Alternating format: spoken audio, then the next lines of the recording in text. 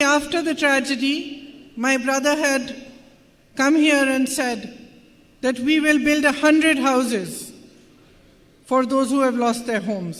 ഈ ദുരന്തം കഴിഞ്ഞപ്പോൾ തന്നെ എൻ്റെ സഹോദരൻ ഇവിടെ വന്നപ്പോൾ പറഞ്ഞിരുന്നു, ഈ ദുരന്തത്തിൽ വീട് നഷ്ടപ്പെട്ടവർക്ക് വേണ്ടിയിട്ട് 100 വീടുകൾ നമ്മൾ നിർമ്മിച്ചു നൽകും എന്ന് പറഞ്ഞിരുന്നു.